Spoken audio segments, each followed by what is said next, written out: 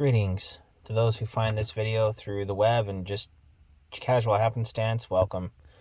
I'm going to respond to a question that I was asked in the thread regarding the lone wolf lifestyle and my experiences with both being on both sides of that fence. Mind you, my experiences are my own. It's my reasoning for it. It may not necessarily be the same as what might happen for some of you, but this is just what I've noticed in my existence. For the better part of my life, I was a lone wolf. I was a loner. I didn't really interact with other people. I didn't really know how to interact with other people very well. I had a couple of people that might have been buddies, but as we all aged, that kind of gradually faded into the background, and I was never really close to a lot of folks in life. Being a lone wolf provided me with absolute freedom. I could do whatever I wanted when I wanted. Within financial reason, of course, and I didn't really have to be beholden to anybody. I had total freedom. That argument is very true. With that, however, is a gradual but slow realization that doing all of these things for yourself kind of starts to lose its luster and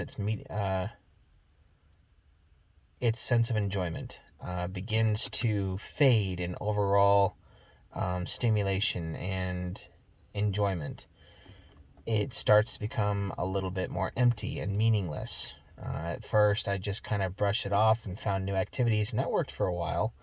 Finding new activities and doing new things, that worked for a while, and I was able to kind of keep myself entertained. And then when that was no longer working or doing the trick, I moved on to getting stuff. You can see that within the feminist movement, the strong, independent woman who doesn't need no man. They don't even settle down, what have you. Hey, if it floats your boat, go for it.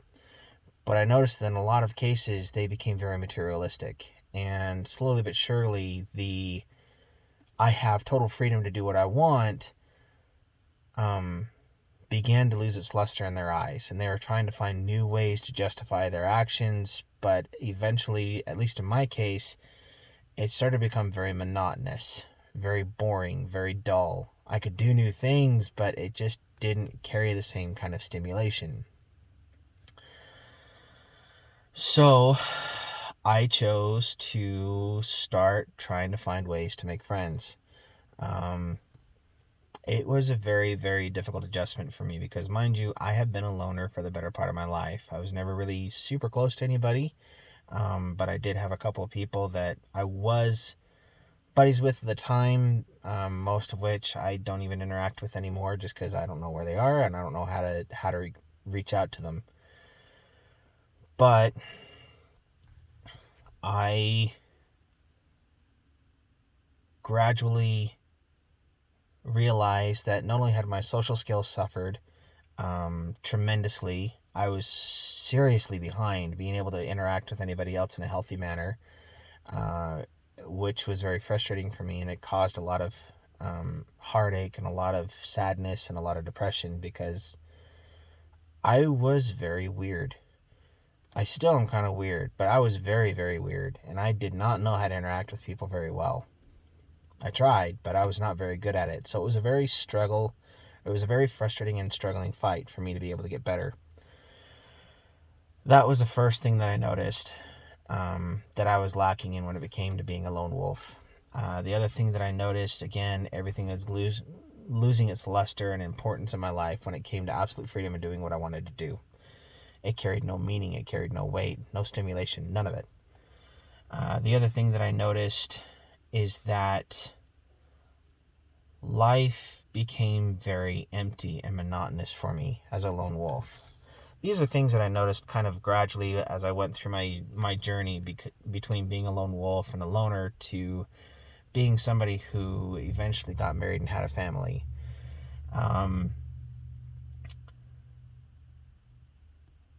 As I began to become more involved and interact with others and to socialize, I grew as a person.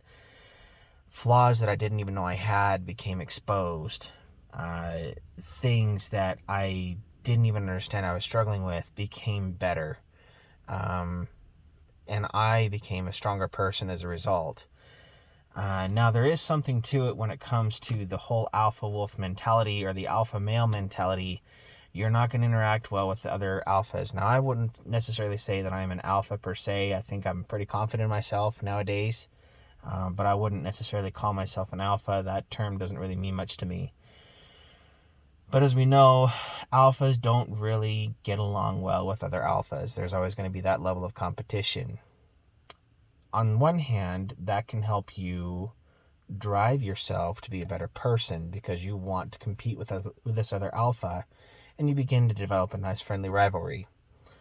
On the other hand, it can turn really nasty and very ugly very, very quickly, especially if you're around each other quite frequently. But if you're around each other every so often, maybe an hour or so every couple weeks, it's not so bad. Several hours every day, that can be a problem. So do be mindful of that when it comes to alpha males and how they tend to interact with each other. I'll try and keep this video short, but as time went on and I became more and more comfortable and confident with interacting with other people, I eventually became a married man, something I never thought I would be when it happened. Just because I was like, okay, well, I'm pushing 30 now, and I haven't really found anybody, and I don't think I will, and I don't really care to, so I'll just kind of be friendly with other folks, but we'll call it good from there. But eventually I found somebody, and fortunately she's been an absolute godsend in my life. She helped me grow as a person, because even though it's kind of shameful and embarrassing to admit that I don't necessarily have everything as well put together as I'd like to think, she helped me understand where I still had room to grow. And because of her actions and her patience with me, I have not only grown as a person, but I eventually became a father as well. And that added with it a sense of enrichment to my life that makes the lone wolf lifestyle look like an absolute joke to me. Yeah, I may not necessarily have the freedom to do everything that I want when I want, but in the same sense, when I do have that freedom to do some of the things that I want to do, not only is it funner to share it with other people, but it is also something that becomes all the sweeter when I experience it. I know that doesn't make sense from a lone wolf's perspective. They'll probably look at that and say, well, that's kind of lame. But I can tell you right now that being a father and a husband has been the most important thing I've ever done in my life. Being a family man is something that means way more to me than having absolute freedom to do anything that I want to do. Granted, you don't want to throw away that co-pilot seat to just about anybody or a pretty little thing with cute eyelashes that bats at you and blows you a kiss. But when you find a woman or anybody really who adds value to your life and helps refine your character, when you remove your ego, of course, the more you two will get along and the more you grow as a person and the sharper your steel ultimately becomes. Okay.